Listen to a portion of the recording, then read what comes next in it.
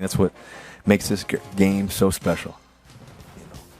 The 11 guys, on one side. There's another 11 on the other side, on the defensive side, and we're all some of everyone. Whatever we all do together, and that's the great part about this game. I wouldn't have it any other way. Just the gift of being able to play together, the gift of being able to believe together, the gift to be able to strap the cleats on and do it again, the gift of learning from mistakes, and the gift of keep going. Russell Wilson is so lame. Another week in the books, and this one is packed with storylines. Let's dive right in. Ooh, I'm about to dive in. Shat trick. Jaren lost his third consecutive matchup via the stellar performance from Tad, who was most notably aided by Josh Jacobs' monster outing. Tad has made it to 500, and Jaren has moved in with his new man camp roommates, 13 seed Jarrett and 14 seed Brady. There's still plenty of meat on the bone, as you guys all know. No mas. Mr. Reyes might be the 13th seed, but he did something this week that 7 managers did not. Win. Oh my word, how JD has been humbled. Jarrett brought JD to his knees for a good old-fashioned shaft lick and is now on a win streak. TJ Hawkinson provided the testicles with 2 TDs in a 40-point effort. We got up in there whenever they needed to get big and play big boy football. How low can you go? But how low can you go? Brady managed to produce what is surely to be an all-season low of 67.84 points in his loss to Winkler, who now shares the best record in the league. Brady started Kamara, who didn't play, but that's okay, because by the looks of it, neither did 7 of his other starters. So a lot of things that you wish you could take back, but woulda, coulda, shoulda. Free at last. Wheeler and his Proud Boys finally broke free of the stigma surrounding his questionable quarterback management. Not only did he start the right QB, that quarterback went off for 41.1 points and rendered Jamari's roster to be mathematically unable to compute a win. And with his 5th highest point total, Jamari is the Android of the week. Stuff's going to happen. You think that Tom Brady or Drew Brees or myself never thrown an interception? You got to respond. Back-to-back. Not only has Tim registered back-to-back wins, this week marked the 2nd in a row in which he is the highest-scoring team. That'll happen when you have the most 20-plus point scorers on your roster. Bravo. There must be something in that El Paso water, aside from the Mexican mud, of course. Oz takes his 2nd L of the season, but still finds himself secured in the playoff picture. I'm a dog. I like to attack. I like that he likes to attack, too. Russell and Flo. Russell Wilson finally showed up for Will, along with everyone else on his roster. Will tallies the 2nd highest total in his rout of Corey, whose starters only mustered 2 rushing touchdowns total. He definitely whooped that trick.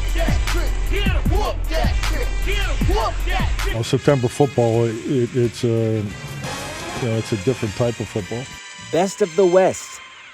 Alex showed us all why he leads his division in his 25-point victory over Randall.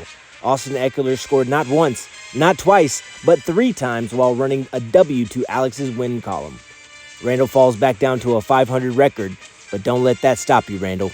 Proud of those guys. We knew it was going to be a big boy fight. He made some big-time catches. He's runs his big boy routes. Look alive. Here's week 5.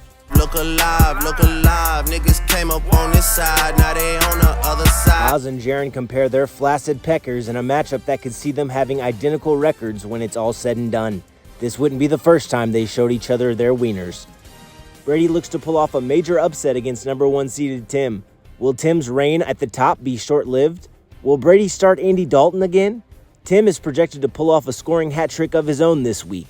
At the end of the day, like we remind ourselves over and over again, the game is called football. As it stands, JD is the only manager to not be projected at least 100 points. Will Jamari keep it 100 and deliver JD his 2nd consecutive loss?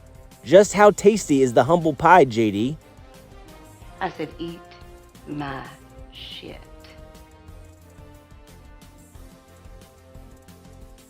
In our other 2-2 matchup, Randall and Wheeler go at it to secure a winning record. Can Randall turn things around from last week? Was Wheeler's correct QB guess a one-time thing? Yeah.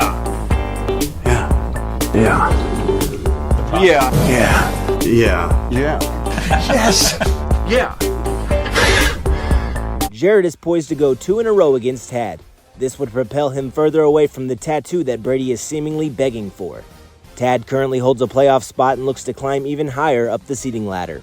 We have to absorb the negativity with our current position, man, and roll our sleeves up and and remain resolute. Our only other matchup to feature two teams on a win streak is Will and Alex. With a win here, Will would equal Alex's record, and that could prove to be vital for playoff seeding tiebreak purposes. Alex is back to his winning ways of 2020. Is it going to prove to be sustainable? It's not about who we play.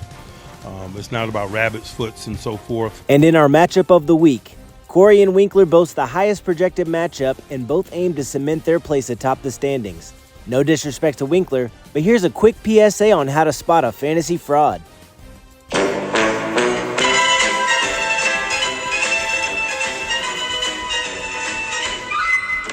I'm a dog. We got a bunch of dogs. Success in this life means nothing if you don't have people to share it with. Last week of football before the bye weeks kick in, so plan accordingly.